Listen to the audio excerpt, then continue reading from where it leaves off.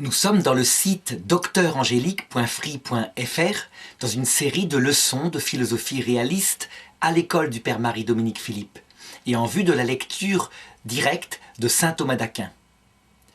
Alors je ne suis plus vraiment dans une des 7 parties de la philosophie, mais je suis dans une approche annexe qu'on appelle une approche critique, à savoir que je regarde comment il est possible à notre intelligence tout simplement de connaître. Et je voudrais aborder dans cette leçon, en essayant de le faire de manière simple, cette question des universaux et de la querelle qui s'est produite tout au long du Moyen-Âge et qui a des conséquences jusque maintenant par rapport à la question de l'origine de ces concepts universaux qui sont dans notre esprit lorsque nous pensons. Alors, avant de manifester les diverses théories qui se sont querellées au Moyen-Âge sur ce thème, je voudrais d'abord manifester de manière simple et de manière réaliste ce fait suivant que nous constatons dès que nous pensons intellectuellement. Nous avons dans notre esprit une série de concepts qui ne sont pas simplement particuliers, mais qui peuvent s'appliquer à plusieurs réalités ensemble. Sous ce rapport-là, comme ils peuvent s'appliquer à plusieurs réalités, on les appelle des concepts universaux. Lorsque je considère avec mon intelligence tel chat particulier qui passe là devant moi, ce n'est pas un concept universel, c'est une observation concrète d'une réalité individuelle. Mais lorsque j'analyse la façon dont j'ai dit qu'il y avait tel chat, et donc son concept de chat que je porte dans mon esprit, je constate que ce concept, il peut être appliqué à plusieurs réalités. Tous les chats du monde sont des chats. J'ai donc bien, dans mon esprit, dans mon intelligence, un concept universel, la notion de chat. Saint Thomas d'Aquin, dans sa Somme de théologie et dans ses autres commentaires d'Aristote, classe tous ces concepts universels en 5 grands groupes, qu'il appelle comme cela le genre, la différence spécifique, l'espèce, le propre et l'accident. Alors, pour bien comprendre de quoi je parle, je vais donner 2 exemples. Un exemple à partir d'une réalité liée à du sensible et un exemple à partir d'une réalité qui n'est pas liée à du sensible. Donc si je prends une réalité liée à du sensible, comme par exemple, justement, le chat. Je parle du chat domestique qui vit dans nos maisons. Eh bien, il fait partie d'un groupe plus vaste que le chat, un genre qu'on pourrait appeler les félins. C'est quelque chose de vaste parce que ça comprend les lions, les tigres, les guépards, mais aussi le chat domestique. Il faut donc une différence spécifique pour caractériser ce chat domestique. C'est le fait qu'il a une certaine taille, il n'est pas très gros, il n'est pas plus gros qu'un lapin, et il est domestique, justement. Donc, cette taille et ce caractère de domesticité, on pourrait appeler ça une différence spécifique. Et cela donne une espèce, le Canis domesticus, le chat domestique. Et je constate que l'espèce, elle est définie par 2 termes, un genre et une différence spécifique. Ce qui est propre à tous les chats, par exemple, un des caractères propres, il y en a beaucoup, c'est qu'ils ont de la fourrure. Et ce qui peut être accidentel à ce chat-là, c'est par exemple que son oreille est percée. À chaque fois que j'ai utilisé un concept particulier, oreille, percée, chat, félin, tigre, etc., à chaque fois, j'avais bien affaire à des concepts qui pouvaient s'appliquer à plusieurs réalités. Le fait d'être percé, par exemple, ne s'applique pas qu'à l'oreille de ce chat, même si c'est un accident de ce chat particulier qui est devant moi. Eh bien, je peux appliquer la même chose, par exemple, à une notion comme l'amitié. Le genre auquel appartient l'amitié, c'est amour. Amour, c'est quelque chose de plus vaste que l'amitié. Il y a les copains, il y a l'attraction sexuelle. Et puis, il y a une différence spécifique dans cet amour particulier qui s'appelle l'amitié, à savoir, c'est spirituel et c'est entre 2 égaux qui ont véritablement une même volonté. Donc cette différence spécifique caractérise un amour particulier que je vais appeler amitié. L'amitié serait l'espèce d'amour particulier que je regarde. l'une des propriétés de l'amitié, c'est qu'elle est fidèle, elle possède en elle un appel à la fidélité. Et donc la fidélité, c'est un propre de l'amitié. Et puis ensuite, il peut y avoir l'accident de telle amitié particulière que je regarde. C'est par exemple le fait qu'elle est une amitié de guerre, qu'elle s'est construite au cours des combats. Donc je constate que là encore, en voulant connaître une amitié concrète, particulière, qui s'est réalisée entre deux êtres, j'ai utilisé toute une série de concepts qui sont universels, qui peuvent s'appliquer à beaucoup plus que cette réalité-là, singulière, qui est devant moi. Alors donc, la question qui s'est posée, puisque nous pensons tout le temps en utilisant des concepts universels, c'est d'où est-ce que viennent ces concepts universels? Et là, se sont établies toute une série de théories. Et ces théories ont déjà été discutées au temps des philosophes grecs, au temps des philosophes anciens.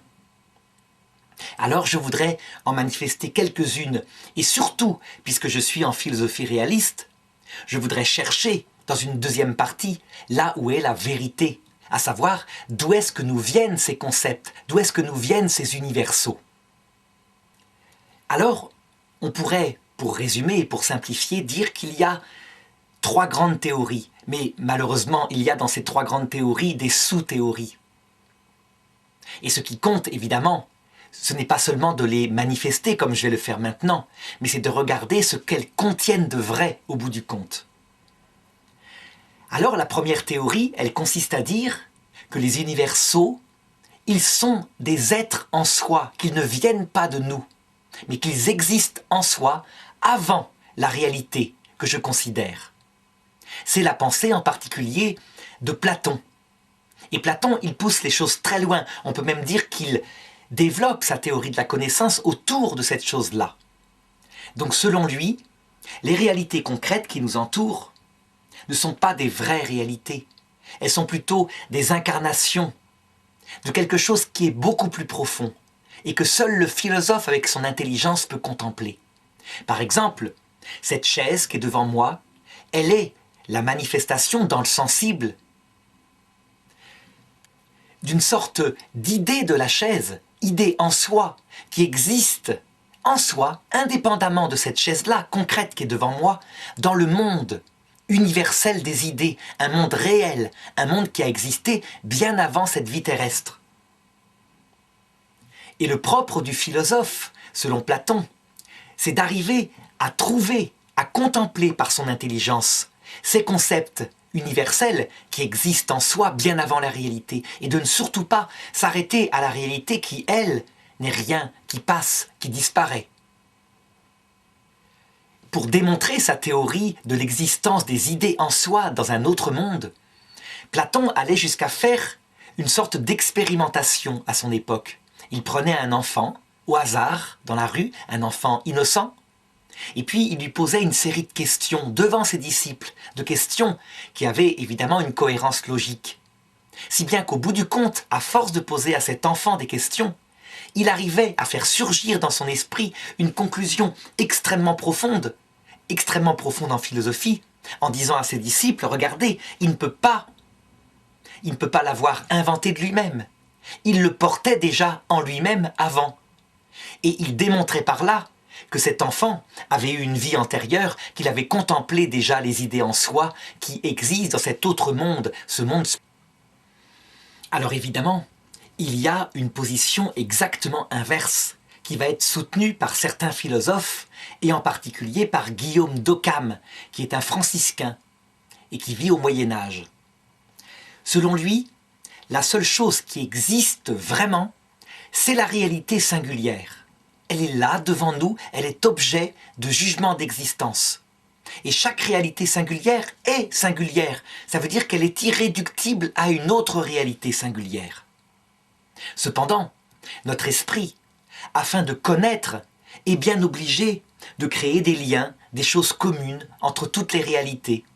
Et donc, afin de se simplifier, il invente des instruments qui permettent de réunir plusieurs réalités singulières sous un seul paquet, on pourrait dire. Donc, selon Guillaume d'Occam, les universaux, les concepts, et les noms qui se réfèrent à ces concepts, comme par exemple le nom de chat, d'amitié que j'ai utilisé tout à l'heure, ne sont que des instruments inventés par notre esprit, n'ont aucun rapport avec la réalité qui, elle, existe, qui est singulière devant nous. Donc notre esprit produit ces choses-là, il est bien obligé, mais en réalité, ces concepts n'ont rien de réel, ne sont que des êtres de raison. Et donc les sciences, en général, notre connaissance universelle en général, elle est simplement un instrument pour permettre d'approcher la seule chose qui compte vraiment, à savoir les réalités singulières qui sont devant nous. Donc on le voit, la pensée de Guillaume d'Occam, elle est tout à fait inverse de celle de Platon, qui lui disait que la seule réalité intéressante, ce sont les idées en soi, qui existent indépendamment des choses sensibles qui ne sont que des apparences fugaces et qui vont passer. Cette deuxième école que je viens de manifester s'appelle l'école nominaliste. Alors maintenant, lorsqu'on est confronté à cette problématique, on se sent un peu perdu. Qu'est-ce qu'est la vérité? Est-ce que les concepts existent en soi abstraitement des réalités sensibles? Ou est-ce que les concepts sont juste des instruments formels permettant une connaissance floue? La seule connaissance qui est claire étant celle du singulier, dans sa singularité, chose hélas inaccessible à notre pauvre esprit. Eh bien, je dirais que, comme toujours, pour trouver la clé de cette querelle, il faut en revenir à notre expérience. Et c'est ce que fit Aristote face à Platon. Et ce fut déjà, à l'époque, source d'une querelle, au point que, dans cette querelle-là, de la connaissance, c'est là qu'il sortit la fameuse phrase qu'on répète souvent. « Platon, je l'aime beaucoup, il est mon maître, mais la vérité, plus encore. » Et donc la première chose que fit Aristote lorsqu'il se sépara de son maître Platon, ce fut de démontrer que sa démonstration n'aboutissait à rien. Qu'en réalité, si un enfant pouvait sortir avec des questions habilement posées une vérité universelle de très haut niveau, c'était tout simplement parce que Platon avait utilisé un instrument logique et que dans les questions qu'il posait, la réponse était présente. Ce qui conduisait logiquement l'enfant à trouver, au bout du compte, la solution. Et Aristote se mit ensuite à regarder un petit peu, de manière concrète, la manière dont nous connaissons. Lorsque nous sommes devant des réalités qui nous entourent, eh bien, nous constatons qu'il y a des choses objectivement communes à ces réalités. Je veux dire par là qu'il n'y a pas besoin de faire une démonstration pour voir qu'entre Pierre, Paul, Marie, Antoinette, il y a quelque chose de commun qui n'est pas présent chez ce chien qui est devant moi. À savoir que Pierre, Paul, Antoine, Antoinette possèdent une nature humaine commune. Ce sont des humains. Et donc que dans leur réalité, il y a quelque chose qui leur est commun et que n'a pas le chat. Le chat qui est une autre forme, un autre genre de réalité. S'il y a quelque chose de réellement commun entre ces quatre personnes qui sont devant moi, eh bien, il est tout à fait cohérent que mon intelligence, qui veut connaître les quatre personnes, puisse sortir de leur singularité un concept qui leur est commun, un concept donc qui est universel, qui est abstrait en tout cas de leur qualité sensible propre. Ce concept étant en l'occurrence ici celui d'humanité, de nature humaine. Alors, quelle est la place exacte de ce concept par rapport aux quatre réalités que je viens d'indiquer? Est-ce que ce concept existe avant les réalités? Est-ce qu'il existe après, simplement construit par la réalité? Par mon intelligence, pardon. Eh bien, je dirais que c'est ni l'un ni l'autre. Ce qui existe devant moi, ce sont des réalités singulières qui ont quelque chose de commun. Ce qui veut dire que ce qui leur est commun est en même temps que leur réalité singulière. Les deux sont ensemble. Et mon intelligence, elle est capable d'abstraire de leur singularité ce qui leur est commun. Donc, l'essence, l'humanité, n'existe pas avant les êtres humains concrets qui sont devant moi. Mais elle existe en même temps, elle existe en eux. Et mon intelligence a le pouvoir d'abstraire cette chose qui leur est commun. En conséquence, mon concept d'humanité, il n'est pas un simple mot, comme ça, construit par mon cerveau, et qui ne dirait rien de la réalité, qui serait simplement un instrument pratique, parce qu'il faut bien classer les réalités. Non, il a bien un fondement dans ces réalités mêmes. Et en l'occurrence ici, pour ce qui est de ces 4 personnes, c'est un fondement tellement réel qu'ils peuvent même avoir entre eux des enfants qui partageront la nature humaine. Ce qui veut dire qu'ils font partie de la même espèce humaine et ça donne des choses concrètes. Alors évidemment, dans la réalité, il n'existe pas des choses communes comme ça. Il n'existe pas que des choses communes comme cela qui sont proches, qui sont ontologiquement source d'un effet. Par exemple, si je regarde la couleur blanche qui est sur les dents de Antoinette et la couleur blanche qui est sur la queue du chat qui est passé à côté, eh bien mon intelligence, elle aussi, elle va trouver quelque chose de commun, à savoir le concept de blancheur. Mais là, en l'occurrence, cette blancheur qui leur est commune a beaucoup moins de fondement dans leur réalité. Je dirais que c'est plutôt accidentel. C'est accidentel que Antoinette ait les dents blanches et que le chat ait la queue blanche. Ça ne crée rien de commun entre ça ne crée rien de commun en eux de réel. C'est mon intelligence qui le repère. Et pourtant, même si je dis cela, donc si je ne peux pas comparer le concept d'humanité avec cet accident qu'est la blancheur, malgré tout, il y a un fondement dans la réalité. Et ce fondement, ce sont ceux qui étudient la physique des couleurs, qui vont le manifester. La même longueur d'onde est émanée par ces 2 corps qui sont éclairés par la lumière du soleil. Donc là encore, même si c'est davantage accidentel, mon intelligence n'est pas la pure créatrice de cette chose-là. Cette chose, ce rapport existait déjà dans la réalité. Alors je pourrais formuler les choses autrement. Par exemple à travers un schéma qui rendront les choses encore plus simples. Voilà pour résumer comment on pourrait schématiser le rapport entre la réalité et les concepts universels qui sont dans notre esprit. Ce qui existe, ontologiquement, ça veut dire dans la réalité, ce sont des êtres qui ont une essence. On ne peut pas donc dire que l'essence précède l'existence ou que l'existence précède l'essence. Ce qui existe, ce sont des êtres ayant une certaine nature, comme par exemple des êtres humains, et ils participent de l'humanité. Mon intelligence, lorsqu'elle veut connaître cette vérité ontologique qui s'impose à moi, qui existe avant moi, eh bien, elle va abstraire, évidemment, les caractères sensibles, comme par exemple cette chair particulière, cet ADN particulier, concret. Elle ne peut pas l'intégrer dans sa connaissance. Elle va donc abstraire de choses singulières pour ne garder que ce qui est commun, à savoir des essences, des concepts universels. Et lorsque je connais un homme à travers un concept, eh bien je peux dire que dans mon esprit, c'est la vérité formelle qui est présente. Et cette vérité formelle n'a de valeur que lorsqu'elle est en lien, lorsqu'elle dit quelque chose de la réalité, ça veut dire de la vérité ontologique. Sinon c'est du vent, sinon c'est faux. La vérité formelle, c'est l'adéquation de ma pensée, adéquation misérable, évidemment, fragile, avec la réalité. Dans une 3e étape, va apparaître le nom. Le nom qui, pour la communication à d'autres personnes, qui va symboliser ce concept que je porte dans mon esprit. Donc cette vérité formelle. Je vais inventer toute une série de noms, mais aussi des propositions.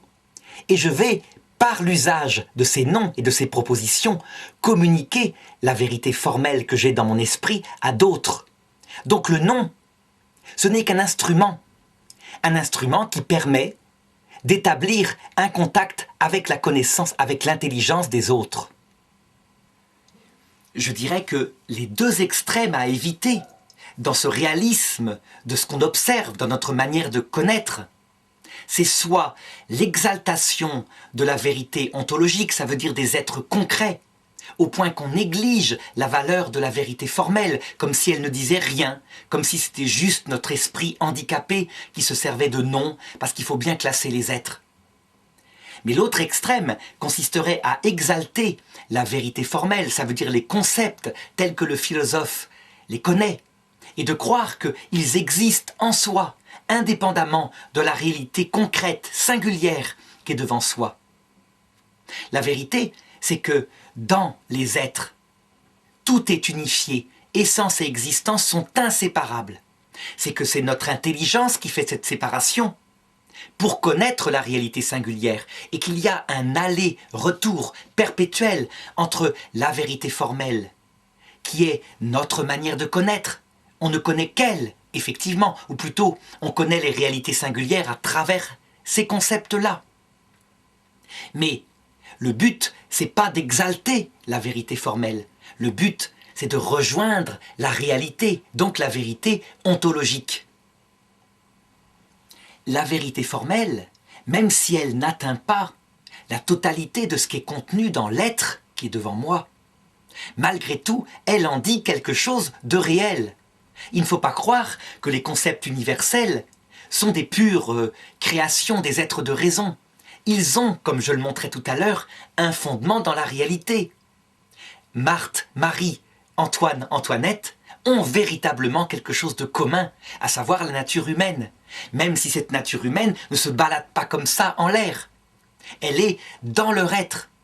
Mais c'est cette nature humaine que je peux découvrir avec mon intelligence qui explique pourquoi ils peuvent faire des enfants ensemble, qu'ils participent de la même espèce. Alors, après avoir établi ce qui me semble être la vérité que tout le monde peut expérimenter, il me reste à me demander si malgré tout il n'y a pas une part de vérité dans la pensée de Platon, donc dans l'exaltation, comment dirais-je, des idées en soi, et aussi dans la pensée de Guillaume d'Occam, donc dans le nominalisme, dans l'exaltation de la réalité singulière en soi. Eh bien, je dirais que oui, il y a une part de vérité. On ne peut pas dire, par contre, évidemment, que l'idée de la chaise, l'idée du chat, existe en soi, en train de planer quelque part dans un monde spirituel que seule mon intelligence pourrait contempler. Là, évidemment, c'est un rêve de la part de Platon. Par contre, là où il y a une petite vérité, c'est que si un être premier, un artiste suprême, a pensé toutes les réalités sensibles qui sont autour de moi, et a permis aussi que de me penser moi qui suis capable, par mon intelligence, de penser des réalités artisanales comme la chaise, comme une œuvre d'art, etc. Eh bien cela veut dire que lui, cet être premier, dans son intelligence infinie, qui n'est pas complexe, qui est simple en elle-même, n'empêche qu'il porte éternellement en lui l'idée de la création à qui il donnera d'exister. Et donc, quelque part, là où on peut sauver quelque chose de la pensée de Platon, c'est que le philosophe, son but ultime, lorsqu'il découvre l'existence de cet être premier, c'est évidemment de pouvoir contempler directement l'intelligence même de l'être premier, pour avoir le secret de tout ce qu'il a fait, et de lui-même être premier. Donc on peut dire qu'il y a une véritable aspiration du philosophe à contempler la vérité, au sens, avec une majuscule du terme, un petit peu comme Jésus en parlait, en disant « rendre témoignage à la vérité ». Il ne parlait pas des vérités ontologiques dont je parlais tout à l'heure, qui sont diverses et qui sont dans les réalités sensibles. Il parlait évidemment de l'essence même de Dieu. Eh bien, il y a donc une part de vérité dans la pensée de Platon, à condition de bien comprendre qu'elle fait partie de la théologie, soit de la théologie naturelle, qui fait partie de la philosophie, soit de la théologie révélée, comme la théologie chrétienne, la théologie musulmane, qui aspirent toutes les deux à la vision béatifique, donc à la vision de l'essence de l'être premier. Alors j'ajouterais qu'il y a aussi une petite part de vérité dans le nominalisme, une part de vérité qu'il faut toujours trouver, parce qu'on ne connaît pas d'erreur qui ne soit que des erreurs. Cette petite part de vérité, c'est quoi? C'est le fait que, effectivement, nos pauvres concepts, quand on veut connaître, par exemple, une jeune fille magnifique qui est devant nous, qui a non seulement un corps d'une grande beauté, mais une sensibilité et une capacité de penser, qu'on prétend la connaître à travers un concept qui correspond à elle, concept de la nature humaine, mais aussi tout ce qui a rapport avec son propre, ses accidents individuels. Eh bien, on sait fort bien que ce concept, il est absolument inadéquat à la vérité ontologique que représente cette jeune fille. De même, le nom qu'on lui donne, Marthe par exemple, ce nom qui sert à la nommer, c'est quelque chose d'absolument pauvre, de petit, un simple instrument. Et effectivement, ce qu'il y a de vrai dans le nominalisme, c'est que notre science, elle est bien pauvre, et qu'elle doit toujours avoir en tête ce caractère d'humilité, de petitesse. Elle n'atteint pas l'essence des réalités. L'essence qui, évidemment, la dépasse infiniment, qu'on ne pourra connaître sans doute qu'en voyant face à face l'essence du créateur de cette réalité qui est Marthe et qui est devant moi.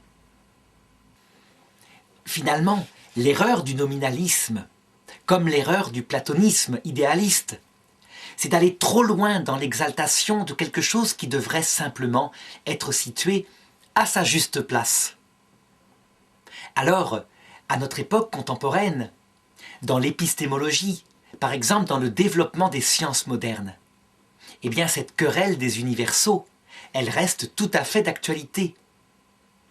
Alors je voudrais manifester ici quelques-unes de ces conséquences pour montrer que, en réalité, on n'en sera jamais sorti. Lorsqu'on regarde la manière dont la science moderne a évolué, a progressé depuis, disons, l'époque de Newton. Newton, il a établi une théorie du monde physique à partir de son observation. C'est lui, par exemple, qui a établi le calcul de l'accélération d'un corps qui tombe. Donc il a montré qu'un corps qui tombe accélère chaque seconde de, je crois, c'est 8,9 ou 9,8 mètres par seconde. Et Newton a établi, avec d'autres scientifiques autour de cela, tout un système de connaissance du monde physique, avec des équations, des constantes. Et ce système, il a marché très longtemps. Jusqu'au jour où, en étudiant des expériences, des données de l'expérience, sur des corps se déplaçant à très grande vitesse, on s'est rendu compte que ça ne correspondait plus, que les équations de Newton ne fonctionnaient plus. Et donc, on a établi une nouvelle physique qui marche très bien à la fois pour Newton, mais qui en fait est inutile parce que l'approximation de Newton suffit, et qui marche par contre pour les corps se propulsant à très grande vitesse, comme par exemple les satellites qui tournent autour de la Terre, les satellites GPS. C'est la physique nouvelle développée par Albert Einstein. Cependant, les scientifiques se sont rendus compte, depuis 1905 où Albert Einstein a établi sa théorie, que certes, elle résolvait beaucoup de cas particuliers, mais qu'il y avait des choses qui échappaient complètement à sa théorie, et que donc, elle ne pouvait pas tout résoudre, qu'il fallait élaborer une nouvelle théorie unificatrice de tout le monde physique. C'est ce à quoi travaillent les scientifiques actuels. Mais ce n'est pas ça que je voudrais montrer. Ce que je voudrais montrer, c'est que les scientifiques se sont donc confrontés à des systèmes de connaissances, Newton, Einstein, et puis celui qui sortira un jour, qui sont en partie adéquates à la réalité observée, mais qui ne le sont pas totalement. Si bien que, pour comprendre ce qu'étaient ces systèmes, qui sans arrêt évoluent en fonction de nouvelles découvertes, eh bien, il y a eu une théorie de ce que c'est justement une théorie scientifique. Et donc certains scientifiques ont dit que cette théorie scientifique, avec son instrument mathématique, était un petit peu comme la considérait Occam dans le nominalisme, un simple instrument jetable, quelque chose que l'esprit humain construisait pour coller au maximum avec la réalité, mais qui n'avait aucune valeur en soi. qu'on pouvait faire disparaître du jour au lendemain, un simple instrument logique. Alors je dirais que dans ce regard sur les théories scientifiques, il y a certes une part de vérité, comme je viens de l'indiquer, puisque ces théories sont remplacées par d'autres plus performantes. Mais là où ça va trop loin, c'est que, en réalité, ces théories, elles veulent tendre à connaître la réalité ontologique. Ça veut dire que si on les jette à un moment donné, c'est parce que, en fait, elles ne sont pas conformes à la réalité. Cependant, le but de tous les scientifiques réalistes, c'est de trouver une théorie qui sera conforme, cette fois, à la réalité ontologique qui se pose devant nous-mêmes. Reprenons l'exemple de la théorie de Newton. Donc je parlais de l'accélération d'un corps qui tombe sur la Terre, ici, tel qu'on se situe. Eh bien, ce calcul mathématique de l'accélération, il dit quelque chose de réel, quelque chose de vrai. On constate l'accélération dans le vide. Elle est de 9,81 mètres par seconde à chaque seconde. C'est un fait. Et donc dire que ce calcul-là est purement, je dirais, secondaire, qu'il est une pure construction de notre intelligence, ce n'est pas juste. Il correspond à la réalité telle qu'elle est expérimentée. Certes, on pourra améliorer le modèle de connaissance, mais c'est toujours en vue de coller à la réalité. Et donc, encore une fois, j'ajoute, j'insiste, nos connaissances, nos vérités formelles dans notre esprit, certes, doivent rester modestes, n'empêche qu'elles disent quelque chose qui est vraiment dans le réel. Dire que Marthe et Antoine partagent l'humanité, l'humanité qui est simplement connue par mon intelligence, qui est un concept produit par mon intelligence, c'est vrai. Eh bien, cela dit quelque chose qui est réel, qui ne se balade pas comme ça en l'air, comme le pensait Descartes. L'humanité en soi ne se balade pas en l'air, mais qui est fondée sur l'observation de la réalité commune à Marthe et à Paul qui sont devant moi. Ils ont la même humanité de fait. Donc on le voit, le rapport est subtil, mais le rapport, quand on est simplement réaliste, qu'on prend l'habitude de regarder la réalité et de considérer nos connaissances en fonction, il paraît très vite évident. Alors pendant que j'y suis, je voudrais maintenant manifester une autre conséquence de la résolution de cette querelle des universaux. C'est la fameuse théorie de Sartre, qui disait « l'existence précède l'essence ». Et lui, à partir de là, a établi toute une morale en disant « l'être humain, c'est une existence qui n'a pas de nature, mais qui va, en fonction des actes qu'il pose et qui sont entièrement libres, qui dépendent uniquement de son choix individuel, créer sa propre nature individuelle, et il paiera les conséquences de ses actes par contre. À savoir que si un homme décide, par exemple, d'être absolument infidèle, son choix est parfaitement libre, il en héritera des conséquences techniques qui s'appellent la solitude. Si un homme décide d'être fidèle, il en récoltera les conséquences techniques qui s'appellent, je dirais, le quotidien, mais le quotidien avec quelqu'un. Alors, face à Descartes qui dit que l'existence précède l'essence, on a évidemment l'inverse, Platon, qui va dire que l'essence précède l'existence, donc que le concept, l'idée en soi d'humanité, précède les petits individus concrets qui sont devant nous.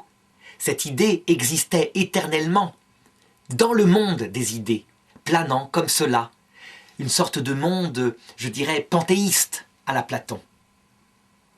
Alors, comment résoudre cette question? Quelle est la vérité? Eh bien, la vérité, elle est qu'il n'existe que des réalités singulières, à savoir Marthe, Marie. Et que Marthe et Marie, leur existence se réalise dans une essence qui existe en même temps qu'eux, qui leur a été transmise par leurs parents. Donc que l'essence n'existe pas abstraitement, mais qu'elle existe réalisée dans une réalité qui lui est inséparable, à savoir une personne humaine devant soi. C'est donc l'intelligence seule qui est capable d'abstraire ce qui est commun à toutes ces réalités singulières qui sont devant nous, même si elle n'abstrait pas quelque chose qui est du vent, comme le pensaient les nominalistes. Il y a une véritable communauté d'espèces entre les êtres humains qui sont devant nous. Comme toujours, ça se résout par l'observation de la réalité qui est devant soi, par la considération que seuls des individus existent et que pourtant ces individus ont des choses réellement en commun. Alors, encore un exemple des applications de cette querelle des universaux, c'est la question des idéalismes qui sont sortis au XIXe et au XXe siècle. Par exemple, un idéalisme comme celui de Marx consistait à connaître la nature humaine en soi, dans une réflexion intellectuelle qui tournait dans son intelligence. Et il en arrivait à conclure que la nature humaine, c'était la capacité à posséder ses instruments de travail, à les posséder sans qu'il y ait un capitaliste qui domine tout le monde, et que la nature humaine se réalisait de cette manière-là. On peut donc dire que Marx a défini l'essence, et puis ensuite, par son système pratique, il a combattu sur Terre, il a fait combattre des révolutionnaires communistes afin qu'ils réalisent cette essence dans le concret, dans l'humanité. Seulement, tous les individus qui résistaient à cette essence que Marx avait découverte, eh bien, on les rééduquait, ou mieux, on les exterminait. Parce que l'essence précédait l'existence. Et donc, si une existence résistait à cette essence ainsi définie, c'est qu'elle était anti-humaine. Voilà le terme que j'emploierais. Antisociale, disaient les marxistes, mais c'est à peu près la même chose. Donc, en définitive, on le voit chez Marx, mais aussi chez quelqu'un comme Hitler. C'est le concept universel d'humanité qui se réduit à la race germanique. On le voit aussi chez quelqu'un comme Sartre, quelqu'un comme Nietzsche, etc. Tous ces idéalistes qui définissaient dans leur esprit la nature humaine. On le voit chez Freud, avec l'inconscient qui expliquerait sans exception tout l'homme, un inconscient sexuel en plus. Eh bien, à chaque fois, ces personnes ont en commun d'exalter une vérité formelle construite par leur esprit, donc une essence, et de l'imposer à la réalité ontologique au point que si la réalité ontologique résiste, eh bien c'est la réalité ontologique qui a tort. Et ça a été véritablement appliqué, au point que ça a fait des millions de morts en ce qui concerne le marxisme, le nazisme. Le freudisme, lui, n'a pas fait de mort, mais lorsque une psychanalyse freudienne est établie, toujours avec le même schéma, inventé par Sigmund Freud, si la personne ne s'y résout pas, ça veut dire, et c'est résolu immédiatement, que son surmoi refuse d'admettre ce que son inconscient lui dit. Et donc de toute façon, le modèle freudien s'imposera. La réalité n'a qu'à se soumettre. On le voit en conséquence, il n'est pas vain de bien structurer de manière critique dans son esprit ce rapport qu'il y a entre la réalité concrète, le concept universel et le nom qui exprime le concept universel. Il n'est pas vain de manifester que ce rapport est un rapport vivant, mais pas un rapport de domination mutuelle. Lorsque l'intelligence du philosophe s'est formée à cet esprit qu'on retrouve chez saint Thomas d'Aquin, cet esprit d'humilité devant la réalité concrète, qui est fondamentalement la seule chose qui compte et qui existe, mais en même temps de véritables recherches scientifiques, à savoir de recherches universelles, de quelque chose qui est commun dans les réalités concrètes qui nous entourent, en sachant que cette science, elle est en dépendance du réel concret. Si on s'habitue, eh bien on peut dire que l'intelligence prend un pli, que saint Thomas d'Aquin appelait un habitus de science, et que après, tout naturellement, on saura comment fonctionner par rapport à la réalité. Ce rapport se fera naturellement, et dès qu'on cherchera à établir une vérité formelle dans son intelligence, on ira la chercher dans l'observation de la réalité. On saura la modifier en fonction de ce qu'apporte de nouvelles observations, la réalité. Et on reviendra toujours se confronter à la réalité, sachant que la science a une valeur de vérité lorsqu'elle tend humblement à la conformité à la réalité.